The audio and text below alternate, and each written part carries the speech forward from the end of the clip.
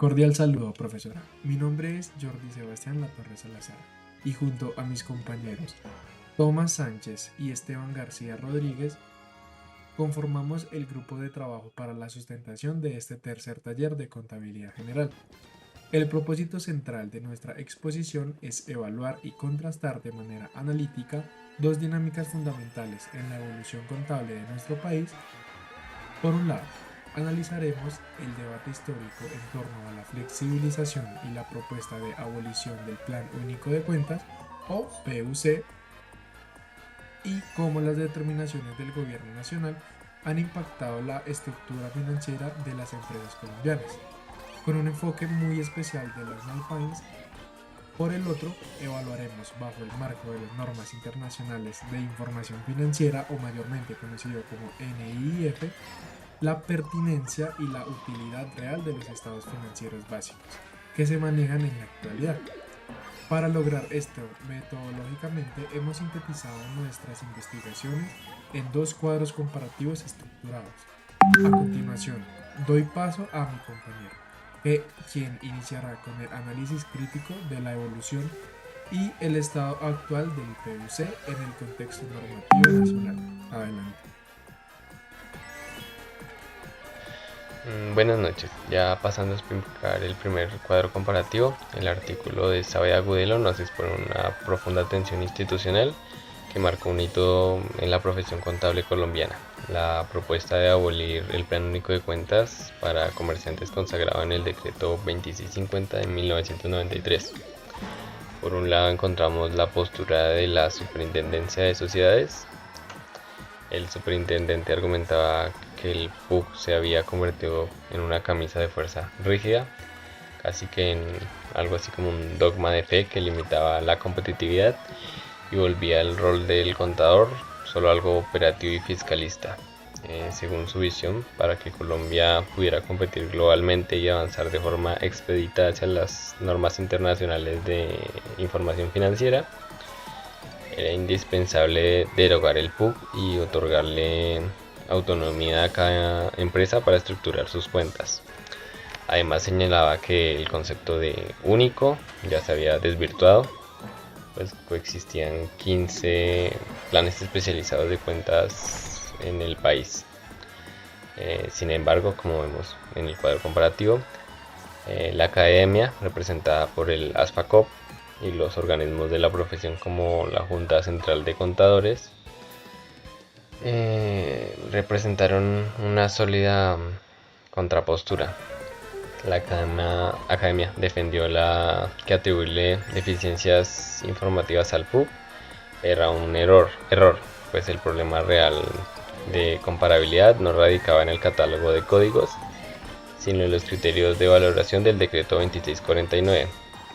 Argumentaron que eliminar el PUC así de golpe generaría inseguridades jurídicas, caos administrativo y un incremento exponencial en los costos de supervisión y control estatal, ya que los fiscalizadores tendrían que aprenderse por cada empresa un plan de cuenta diferente. Pusieron como ejemplo a España, demostrando que es perfectamente viable converger a las NIF manteniendo un plan general unificado. Finalmente, respecto a la determinación del gobierno y su impacto en las MIPYMES, el debate dejó una encrucijada.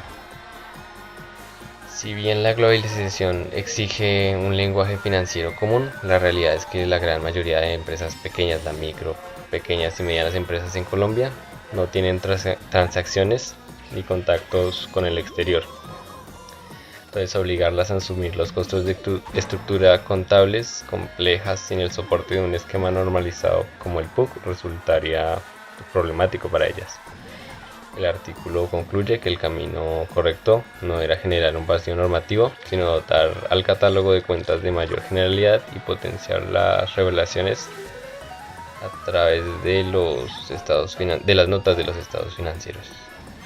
Gracias.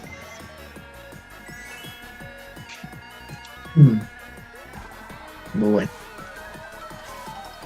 Hoy les voy a explicar de forma súper clara pues cuáles son las diferencias entre lo que es el decreto 2649, su estructura tradicional, comparado con lo que nos presenta pues el marco internacional NIF en cuanto a la contabilidad. Eh, Empecemos con lo básico, pues digamos que en el primer recuadro está la denominación del balance, el nombre que utiliza.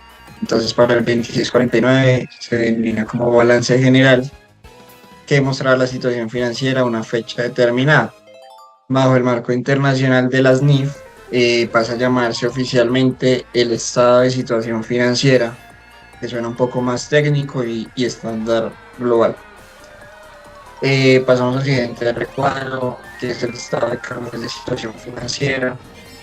Entonces, aquí pues este reporte básico 2649 nos enseña cómo explicar la variación del capital de trabajo de la empresa. Bajo el marco de la NIF, este estado simplemente no existe, se considera un reporte obsoleto porque la liquidez se analiza desde otra perspectiva. En el siguiente comparación tenemos los estados de flujo efectivo. Entonces, hablando de liquidez, aquí es donde el estado de flujos de efectivo en la contabilidad tradicional, pues lo usamos más que todo para ver las entradas y salidas de dinero y evaluar el nivel de liquidez. Bajo la NIF, este informe pues toma un rol algo más protagónico. Los inversionistas internacionales lo usan como una lupa obligatoria para medir la viabilidad real y la capacidad que tiene el negocio para generar fondos en el futuro. Otro cambio drástico que vemos acá son los criterios de medición. Entonces, en la norma tradicional, pues predominaba más que todo el costo histórico, es decir, lo que costó un bien el día que lo compramos y ya está. En el NIF, pues sufre un cambio, digamos que de forma generalizada el valor razonable y el cálculo del deterioro. Entonces aquí, pues, ¿qué se evalúa? Propiedades, las inversiones y pues que todo cambia de precio en el mercado actual, nada es estático y los estados financieros pues tienen que reflejar lo que en verdad cuesta la realidad de hoy. El siguiente elemento que tengo acá es el enfoque de elementos activo-pasivo.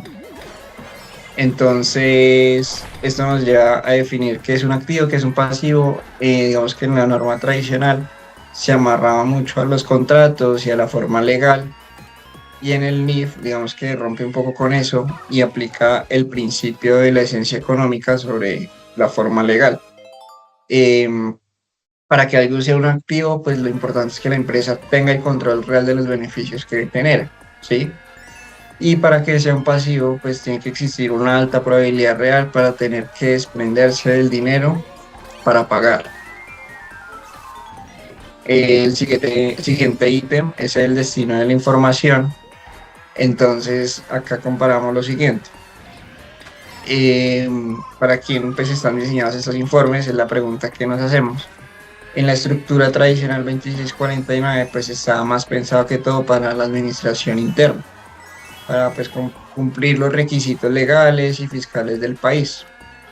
La NIF cambia un poco el panorama porque digamos que está diseñado para el mercado externo, más a nivel global, y los usuarios finales pues son inversores, bancos y acreedores internacionales que pues buscan la transparencia para decir dónde poner su dinero.